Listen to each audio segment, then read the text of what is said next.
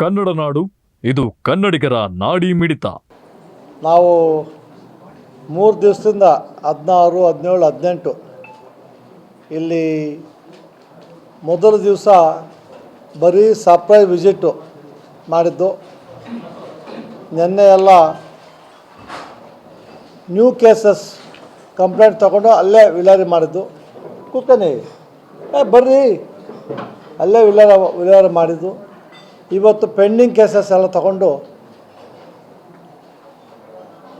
ಅದರೊಂದಷ್ಟು disposal ಮಾಡಿದ್ದೀವಿ.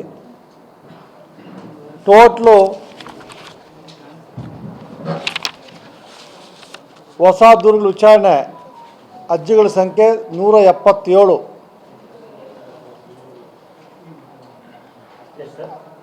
177.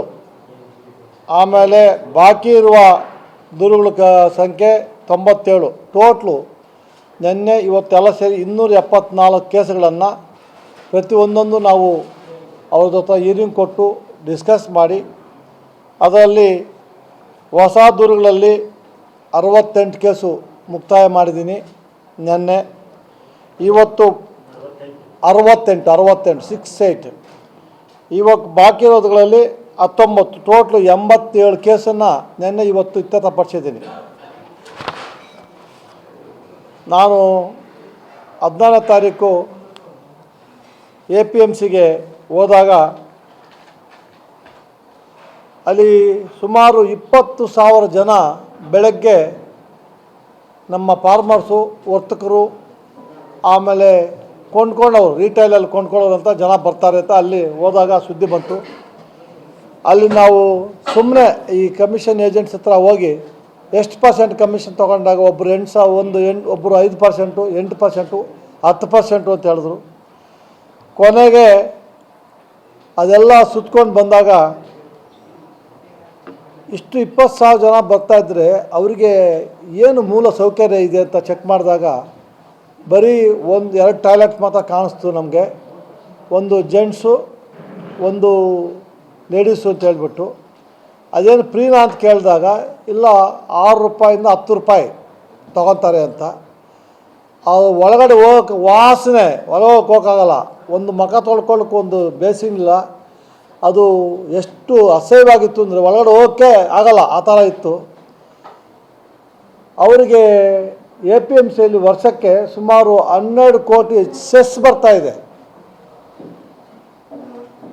ಅಷ್ಟು ಬಂದಾಗ ಇವರು ಯಾಕೆ ಬೇಸಿಕ್ ಫೆಸಿಲಿಟೀಸ್ ಮಾಡಲಿಲ್ಲ? ಆಮೇಲೆ ನೈಟೆಲ್ಲ ಅವ್ರು ತರಕಾರಿ ಎಲ್ಲ ಹಾಕ್ಕೊಂಬಂದು ಎಲ್ಲ ಇದು ಮಾಡಬೇಕಾದ್ರೆ ಅವ್ರಿಗೆ ಪಾಪ ನಿದ್ದೆ ಇರೋದಿಲ್ಲ. ಅಲ್ಲೊಂದು ಮಲಗೋಕ್ಕೆ ಒಂದು ತಂಗುದಾಣ ಮಾಡಬೇಕು. ಇನ್ನೇನು ಎಲ್ಲರೂ ರೂಮ್ ಕೊಡಿ ಅಂತ ಹೇಳಲ್ಲ ನಾನು. ಒಂದು ಹಾಲು, ದೊಡ್ಡ ಹಾಲು, ಒಂದು 500 ಜನ ಮಲಗೋಕ್ಕೆ, ಒಂದು ಜಸ್ಟ್ ರಿಲ್ಯಾಕ್ಸ್ ಆ ಥರ ಮಾಡ್ಬೋದು ಅಂತ ಹೇಳಿ ಬಂದಿದ್ದೀನಿ. ಆಮೇಲೆ ಆ ಆ್ಯಕ್ಟು ಬೈಲಾ ಎಲ್ಲ ನೋಡಿದಾಗ ಸೆಕ್ಷನ್ 65 ಬೈಯರ್ ಶುಡ್ ಪೇ ಅಂತಿದೆ APMC ಆ್ಯಕ್ಟಲ್ಲಿ. ಆ ಬೈಲಾದಲ್ಲಿ ರಿಸಿಪ್ಟ್ ಹೆಂಗೆ ಕೊಡಬೇಕು ಅಂತ 25 ಬೈಲಾದಲ್ಲಿದೆ. ಇವರು ಒಂದು ಚೀಟಿಯಲ್ಲಿ ಬರ್ಕೊಡೋದು. ಆಮೇಲೆ ರೈತರಿಗೆ ನೀವು ಕಮಿಷನ್ ತೊಗೊಬೇಕು ಎಲ್ಲೂ ಕಾಣ್ತಾ ಇಲ್ಲ ನನಗೆ. ನೀವು ದಯವಿಟ್ಟು ಹೇಳಿಯಪ್ಪ ಅದು ಹೆಂಗೆ ಅಂತೇಳಿ ಅವ್ರು ನಾನು ಕರೆಸಿ, ನೆನ್ನೆ ಅವ್ರ ಸೂಪರ್ವೈಸರ್ನೆಲ್ಲ ಕರೆಸಿ, ಸೆಕ್ರೆಟರಿ ಕರೆಸಿ ಮಾತಾಡಿದಾಗ ಅವರು ಮೊನ್ನೆ ನಾನು ಹೋಗಿದ್ದಕ್ಕೆ ನೆನ್ನೆ ಬಂದು 3 ಜನ ಕಮಿಷನ್ ಏಜೆಂಟು ಇವ್ರನ್ನೆಲ್ಲ ಲೈಸೆನ್ಸ್ ಸಸ್ಪೆಂಡ್ ಮಾಡಿದ್ದಾರೆ. ಹೌದೌದು, ನನ್ನ ಕಾಪಿಗಳು ಕೊಟ್ಟಿದ್ದಾರೆ. ನೆನ್ನೆ ನಾನು ಕೊಟ್ಟೆ, ಕಾಪಿಗಳಿದ್ದಾರೆ ನೋಡಿ. ಲೈಸೆನ್ಸ್ ಕ್ಯಾನ್ಸಲ್ ಮಾಡಿ ಕಾಪಿ ತಂದು ಅದೊಂದು ಭೂತ. ಅದು ಜನಗಳು ಎಳ್ಕೊಳ್ಳುತ್ತೆ, ಈ ಜನಗಳು ತಿನ್ನುತ್ತೆ, ಆ ಥರ. ಅದನ್ನು ನಾನು ಸ್ವಯಂ ಪ್ರೇರಿತ ದೂರನ್ನು ದಾಖಲಿಸ್ಕೊಂಡ್ಬಿಟ್ಟಿದ್ದೀನಿ. ಅದನ್ನು ಸ್ವಯಂ ಪ್ರೇರಿತ ದೂರ ಮಾಡ್ತಾಯಿದ್ದೀನಿ. 3ನೇದು, ನಮ್ಮ ಮಹಾನಗರ ಪಾಲಿಕೆ ಇಲ್ಲಿ ಹೋಗಿ ಎಲ್ಲ ನಾವು ಅಟೆಂಡೆನ್ಸ್ ರಿಜಿಸ್ಟಾರು ಡೈಲಿ ಅವ್ರದ್ದು, ಆಮೇಲೆ ಕ್ಯಾಶ್ ಡಿಕ್ಲೇರೇಷನ್ ರಿಜಿಸ್ಟಾರು, ಮೂಮೆಂಟ್ ರಿಜಿಸ್ಟಾರ್ ಕೇಳಿದಾಗ ಅಲ್ಲಿ ಮೂಮೆಂಟ್ ರಿಜಿಸ್ಟಾರ್ ಇಲ್ಲವೇ ಇಲ್ಲ.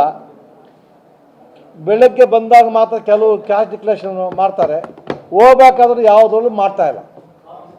ಅದು ತಪ್ಪು ಅಂತ ಹೇಳ್ಬಿಟ್ಟು ಸ್ಟ್ರಿಕ್ಟಾಗಿ ಇನ್ಸ್ಟ್ರಕ್ಷನ್ ಕೊಟ್ಟಿದ್ದೀನಿ. Daily morning and evening declare ಮಾಡಬೇಕು, ಬೆಳಗ್ಗೆ ಬರಬೇಕು, ಹೋಗ್ಬೇಕಾದ್ರೆ ಡಿಕ್ಲೇರ್ ಮಾಡಬೇಕು ಅಂತ ಹೇಳಿದ್ದೀನಿ.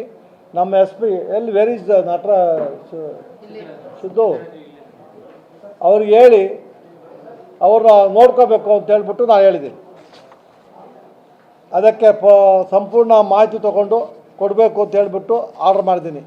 ಅಲ್ಲಿ ಸುಮಾರು ಪಾಲಿಕೆಯಲ್ಲಿ ಬರ್ರಿ ಯಾಕ್ರಿ ಸರ್ವೆ ಮಾಡಿಲ್ಲ ಅಂತ ಹೇಳ್ಬಿಟ್ಟು ಸಿಟಿ ಸರ್ವೆ ಆಗಿರ್ತದೆ ಅನಾಥ ಕನ್ಸ್ಟ್ರಕ್ಷನ್ಗೆ ಏನೇನು ಕ್ರಮ ತೆಗೆದುಕೊಂಡಿದ್ದು ಅಂತ ಕಾನೂನು ಪ್ರಕಾರ ಕೋರ್ಸು ನೋಟಿಸ್ ಕೊಟ್ಟು ನಾವು ಆ್ಯಕ್ಷನ್ ತೊಗೊತೀವಿ ಅಂತ ಹೇಳಿದ್ದಾರೆ. ಅದಕ್ಕೆ ಎಲ್ಲಿ ನೋಟಿಸ್ ಕೊಟ್ಟಿದ್ದೀರಿ, ಎಷ್ಟು ಆ್ಯಕ್ಷನ್ ತೊಗೊಂಡಿದ್ದೀರಿ ಅದೆಲ್ಲ ರಿಪೋರ್ಟ್ ಕೊಡಿ ಅಂತ ಹೇಳ್ಬಿಟ್ಟು ನಮ್ಮ ಲೋಕಾಯುಕ್ತವ್ರು ಇಲ್ಲಿ ಬರ್ರಿ, ಈ ಕಡೆ ಬರ್ರಿ, ನೀವು ಈ ಕಡೆ ಬಂದ್ಬಿಡಿ ಕಮ್ಮಿ. ಅವರು ನಮ್ಮ ಲೋಕಾಯುಕ್ತ ಎಸ್ ಪಿಗೆ ಹೇಳಿದ್ದೀವಿ ಎಲ್ಲ ರಿಪೋರ್ಟ್ ಕಳಿಸಿ ಅಂತ.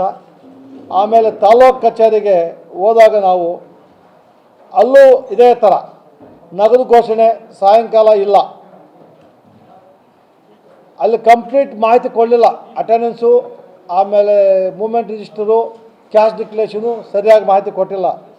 124 RRT ಅರ್ಜಿಗಳು ಬಾಕಿ ಇದೆ ಅಂತ ಹೇಳಿದ್ದಾರೆ. ಅದನ್ನು ಎಷ್ಟು ದಿವಸದಲ್ಲಿ ಮಾಡಬೇಕು ಅಂತೇಳಿ, ಯಾವುದೇ ರೀತಿ ಸಾರ್ವಜನಿಕ ತೊಂದರೆ ಆಗದಿರ ಬೇಗ ಮಾಡಬೇಕು, ವಿಲೇವಾರಿ ಮಾಡಬೇಕು ಅಂತ ಹೇಳಿದ್ದೀನಿ. ಅವರು ನಮ್ಮ ತಹಶೀಲ್ದಾರರು ನಾನು ಮಾಡ್ತೀನಿ ಅಂತ ಭರವಸೆ ಕೊಟ್ಟಿದ್ದಾರೆ. ಅದನ್ನು ಇವರು ನಿಗಾ ಮಾಡಬೇಕು ಅಂತ ನಮ್ಮವ್ರಿಗೆ ಡೈರೆಕ್ಷನ್ ಕೊಟ್ಟಿದ್ದೀನಿ. ಆಮೇಲೆ 5ನೇದು ಜಿಲ್ಲಾ ಆಸ್ಪತ್ರೆ ಬಳ್ಳಾರಿ, ಇಲ್ಲಿ ಹೋದಾಗ ಸುಮಾರು ಎಲ್ಲ ಅಲ್ಲಿ ಭೇಟಿ ಹೋದಾಗ ಎಲ್ಲ ಕಡಕಲು ಚೆಕ್ ಮಾಡಿದಾಗ ಡಾಕ್ಟರ್ ಬಸರೆಡ್ಡಿ ಅಂತ ಹೇಳ್ಬಿಟ್ಟು ಜಿಲ್ಲಾ ಶಸ್ತ್ರಚಿಕಿತ್ಸಕರು, ಅವರು ಮಾಹಿತಿ ಬಗ್ಗೆ 800ರಿಂದ 900 ರೋಗಿಗಳು ಪ್ರತಿದಿನ ಬರ್ತಾರೆ ಅಂತ ಆಸ್ಪತ್ರೆಗೆ. 30 ಡಾಕ್ಟರ್ಸ್ ವೈದ್ಯರಿದ್ದಾರೆ, 80 ನಮ್ಮ ಶುಶ್ರೂಷಕರು ಅದರ ನರ್ಸ್ಗಳಿದ್ದಾರೆ. ಆಸ್ಪತ್ರೆಯ ಪ್ರತಿಯೊಂದು ವಾರ್ಡ್ಗಳಿಗೆ ಭೇಟಿ ನೀಡಿ ಅವರ ಕಡೆಯಿಂದ ವಿಚಾರಿಸಿ ಅಲ್ಲೊಂದು ನಾನು ಆರ್ಡರ್ ಮಾಡಿಸಿದ್ದೀನಿ. ಯಾವುದೇ ಕಾರಣಕ್ಕೂ ಔಷಧಿಗಳನ್ನು ಬಡವರು ಬರ್ತಾರೆ ಎಲ್ಲ ಗೌರ್ಮೆಂಟ್ ಹಾಸ್ಪಿಟ್ಲಿಗೂ, ಬಂದವ್ರಿಗೆ ನೀವು ಮೆಡಿಸನ್ನು ಟ್ರೀಟ್ಮೆಂಟ್ ಕೊಡೋ ಜೊತೆಗೆ ಮೆಡಿಸನನ್ನು ಔಟ್ಸೈಡ್ ಬರ್ಕೊಡೋಂಗಿಲ್ಲ, ಮೆಡಿಸನ್ ಇಲ್ಲೇ ಕೊಡಬೇಕು. ಸಪೋಸ್ ಏನಾದರೂ ಮೆಡಿಸನ್ ಇಲ್ಲ ಅಂದರೆ ಆಸ್ಪತ್ರೆಗೆ ತಾಲೂಕು ಆಸ್ಪತ್ರೆಗೆ 25,000, ಈ ಡಿಸ್ಟ್ರಿಕ್ಟ್ ಆಸ್ಪತ್ರೆಗೆ 50,000, ಅದು ಡಿಪೆಂಡ್ಸ್ ಅಪಾನ್ ಬೆಡ್ಸ್. ಗೌರ್ಮೆಂಟಿಂದ ದುಡ್ಡಿದೆ, ಆ ದುಡ್ಡು ತಗೊಂಡು ಪೇಷಂಟ್ ಕೊಡಬೇಕು. ಯಾವುದೇ ಕಾರಣಕ್ಕೆ ಔಟ್ಸೈಡ್ ಬರ್ಕೊಳ್ಳೋಂಗಿಲ್ಲ ಅಂತ ಅವರು ಎಕ್ಸಾಂಪಲ್ ಕೊಟ್ಟೆ. ಒಂದು 20 ಜನಕ್ಕೆ 20,000 ಬರ್ಕೊಟ್ರೆ ಒಬ್ಬ ಡಾಕ್ಟ್ರು ತಿಂಗಳು ಬಂದು 6 ಲಕ್ಷ ಇನ್ಕಮ್ ಆಯಿತು ಪ್ರೈವೇಟ್ ಕ್ಲಿನಿಕ್ಕಿಗೆ. ಇವ್ರಿಗೆ ಎಷ್ಟು ಇನ್ಕಮ್ ಬರುತ್ತೆ ಅಂತ ಸ್ವಲ್ಪ ಎಲ್ಲ ಜೋರು ಮಾಡಿದ್ದೀನಿ. ಆ ಥರ ಸರ್ಕ್ಯುಲರ್ ಇಶ್ಯೂ ಮಾಡಿಸಿದ್ದೀನಿ. ಆ ಸರ್ಕ್ಯುಲರ್ ಕೊಡಪ್ಪ ಅವ್ರಿಗೆ, ಸರ್ಕ್ಯುಲರ್ ಇಶ್ಯೂ ಮಾಡಿಸಿದ್ದೀನಿ. ಅದಾದರೆ ಅವ್ರ ಮೇಲೆ ಆಕ್ಷನ್ ತಗೋತೀವಿ ಅಂತ ಒಂದು ಸರ್ಕ್ಯುಲರ್ ನನ್ನ ಇಶ್ಯೂ ಮಾಡಿದ್ದೀನಿ. ಅದು ನನಗೆ ಸಮಾಧಾನ ಆಗಿಲ್ಲ. ಅದರಲ್ಲೂ ಸಹ ಸ್ವಯಂ ಪ್ರೇರಿತವಾದ ದೂರನ್ನು ಮಾಡ್ಕೊತಾ ಇದ್ದೀನಿ, ಕೇಸ್ ರಿಜಿಸ್ಟರ್ ಮಾಡಿದ್ದೀನಿ. ನೀವಿನ್ನು ಕನ್ನಡ ನಾಡು ವಾಹಿನಿಯನ್ನ ಸಬ್ಸ್ಕ್ರೈಬ್ ಮಾಡಿಕೊಂಡಿಲ್ವಾ? ಈಗಲೇ ಸಬ್ಸ್ಕ್ರೈಬ್ ಮಾಡಿ, ಬೆಲ್ ಐಕಾನ್ ಅನ್ನ ಒತ್ತಿ ನೋಟಿಫಿಕೇಶನ್ಗಳನ್ನ ಪಡೆಯಿರಿ.